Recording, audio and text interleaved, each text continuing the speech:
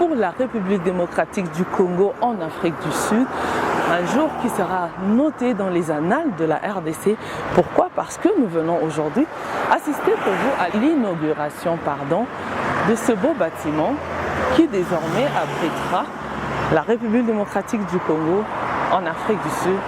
Pourquoi pas en Afrique australe? Parce que désormais cet endroit est un acquis, une propriété de la République démocratique du Congo. Mesdames et messieurs, bonjour et bienvenue à ce numéro réservé exclusivement à l'inauguration officielle, nouvelle adresse de l'ambassade de la République démocratique du Congo en Afrique du Sud.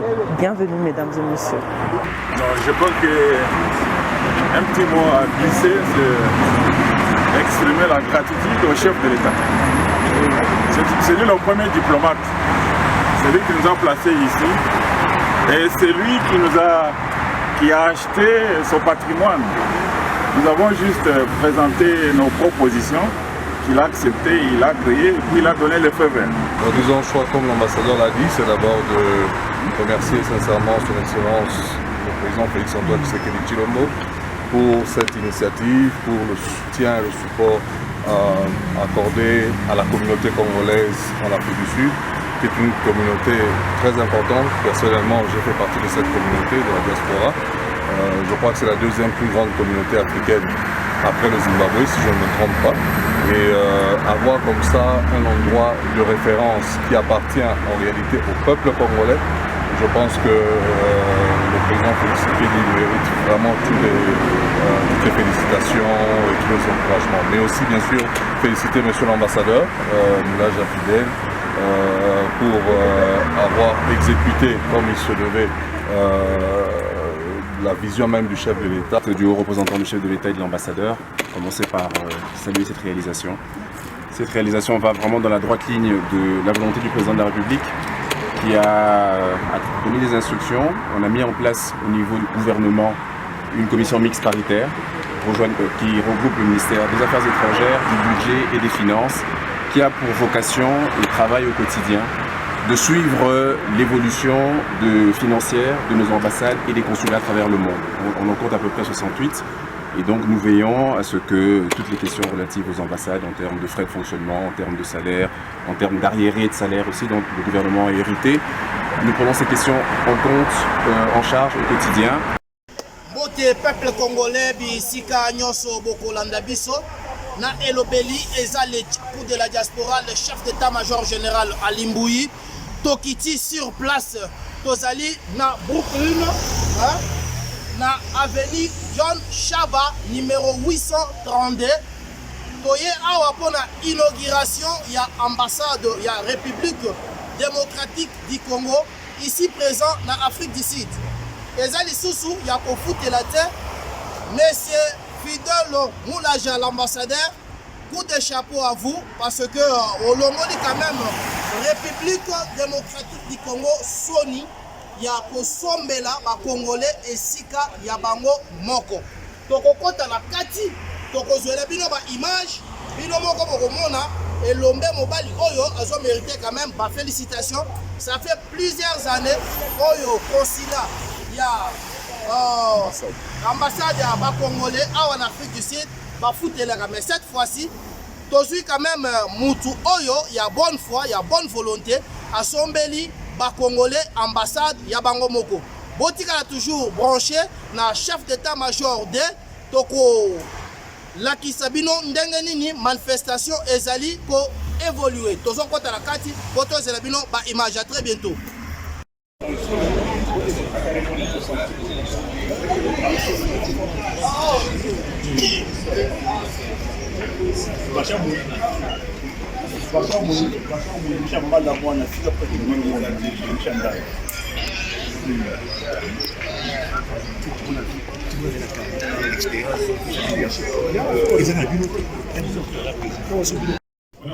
Messieurs amis.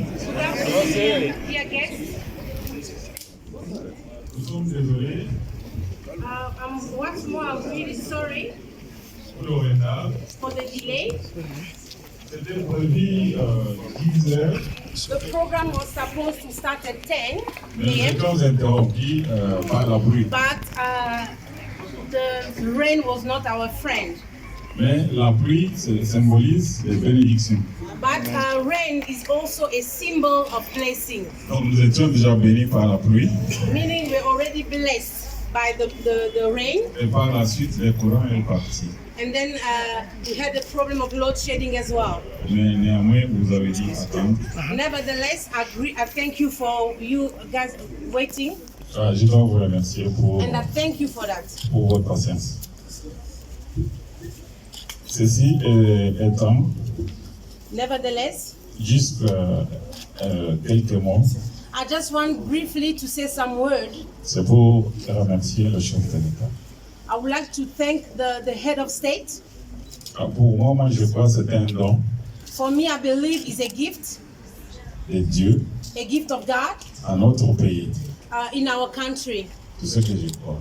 This is what I truly believe. Voilà d'où nous sommes venus. This is where we're coming from. C'est lui qui a fait que nous ayons cette bâtisse. It's because of him that today we are having this building. Est-ce qu'on peut applaudir pour lui? Can you please put our hands together for him?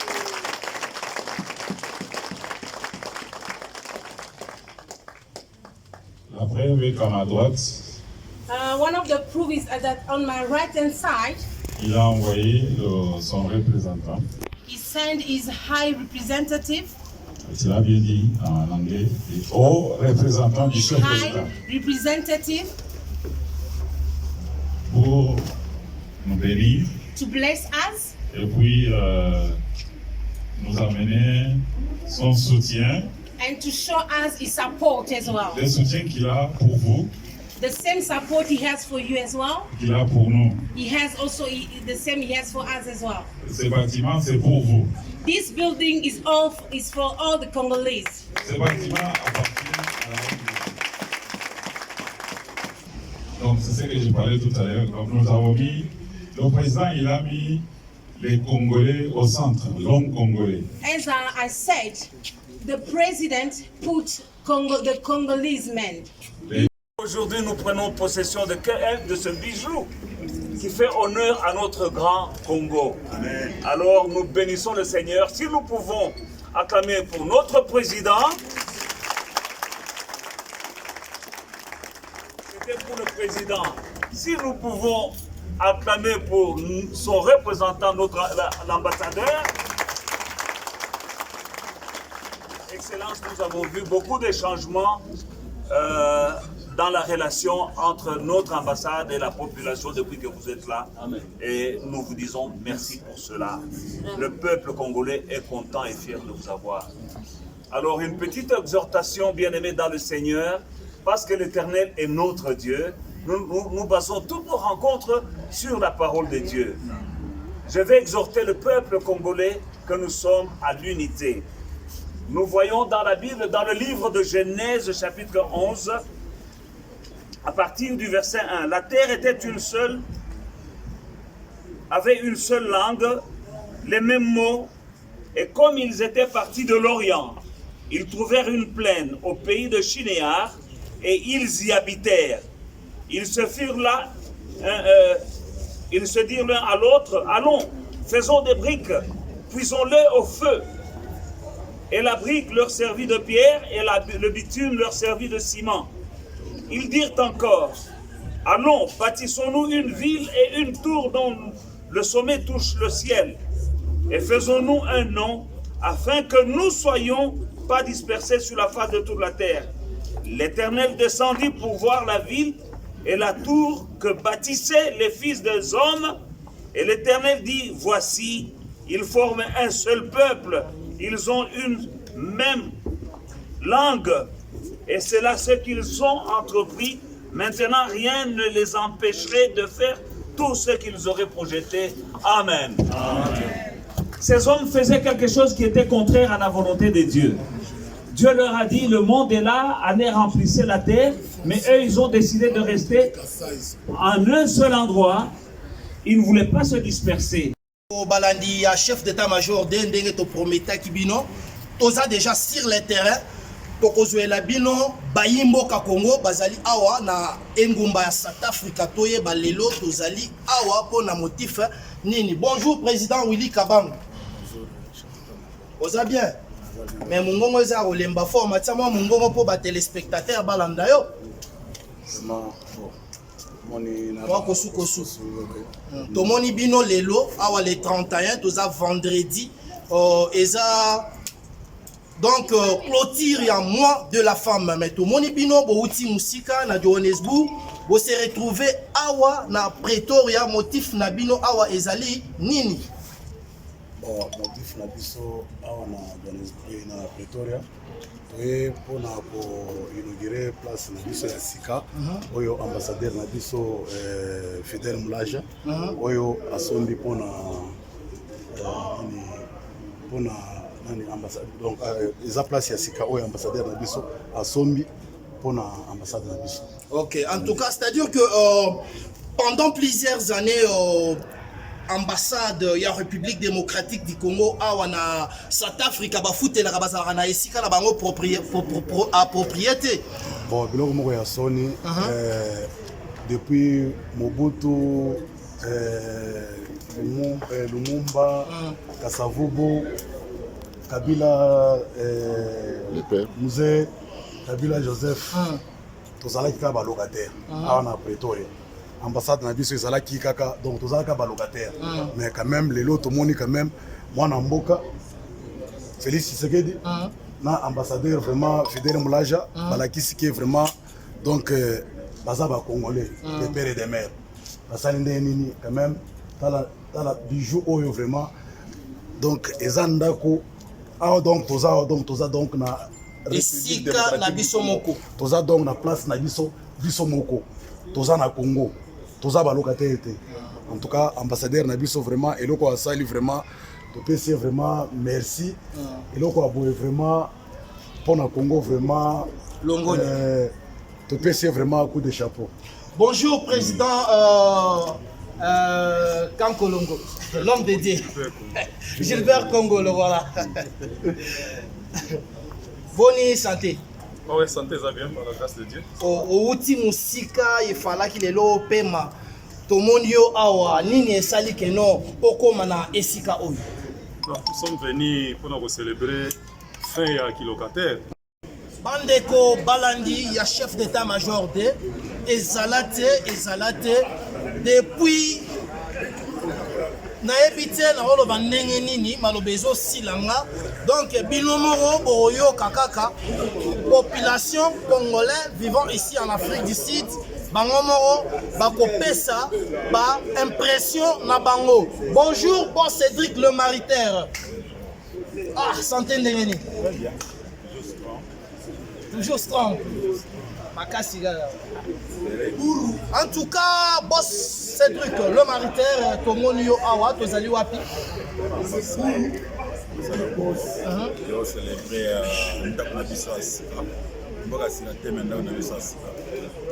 ndako na biso ya sika, c'est-à-dire liboso tozalaka na esika te, tozalaka nde balocataire sikoyo tokomi nde chez biso moko na palais. Pas biso sikoyo yango. Bon na biso yango. Ba impression na bino ezali nini komona ambassadeur Fidel Mulaja honoré bino ba Congolais depuis plusieurs années depuis 1960 kino lelo awa na Afrique ici, c'est-à-dire bozalaka balocataire boluara kaka. Lelo asombeli bino esika ya bino moko boza le bienvenu ndako yango eza ba norme internationale balobi soki boye bisika ya kofanda ezali okoparke car na yo kitoko ba impression ezali nini na ba acte ya malamu ya boye. Félicitations et puis merci beaucoup pour ce qui se passe. Sinon, tu as vraiment gauche-droite, mais sinon, tu es peine d'arc, ce qui est très très bien. Félicitations à lui, merci beaucoup à son excellence, Fidel Mulaja. Et ma impression, c'est que c'est juste parce que vous allez sans ici que ça a bien été ambassade et vous avez belé mingi dès quand le binda ko yango yo encore bagana katani quelque part na koya nanga awa na chembe to ala na c'est impression biso ngwana esengwa na kaka bobandaki ko se sentir ndenge nini leur ambassade na biso ya liboso oyo ezalaka lokola kikuku ezalaka lokola dasbin ezalaka lokola nayebi te ozalaka kabe ko se sentir ndenge nini ambassade mobimba ebang ezangana na machine ya photocopieuse mais lelo yo tomoni vraiment oyo eza bijou eza vraiment bijou tozosala ngo mpona kosepelisa mokili te mais eza esengo makasi na baevre ya boye soki moto azosala mosala kitoko bayimboka Congo tobeta maboko tofélicité baimpression toujours Osmet santé boni tomoni bino basportif bozali awa lelo toza le 31 mars 2023 présence na bino basportif awa eza nini présence na biso eza d'abord soutien ambassade na biso asika soutien kaka na président na biso de la république Fadji Beton mokontombola donc match eza bien kandi ndenge ezalaka kaka donc toza na esengo makasi ya koya na esika ya biso moko donc oyo ezo quand même kosala biso plaisir omoni ambassade na biso akala ezalaki mafulu ezalaki fulu omoni fulu wana quand même ezalaki mpe kopesa biso valeur te na mboka ome oyo quand même ambassade oyo ozomona vraiment ke condition quand même eza réuni eza très propre, très bien, très calme, ozo comprendre donc il faut quand même tout aider quand tout support ambassadeur na biso et puis tout support le gouvernement na biso pour bamona ke tozana esengo ya esika oyo ya sika donc voilà soutien nini bino basportif boza nango epai ya ambassadeur Fidèle Moulaja. Non, mon soutien c'est d'abord tous les professionnels fighter, des combattants professionnels, mais en anglais professionnel fighter. Tout changer de nationalité. Tous Arabes congolais. Tous les Congolais, tout le monde dans le drapeau du Congo, tout soutenir Congo.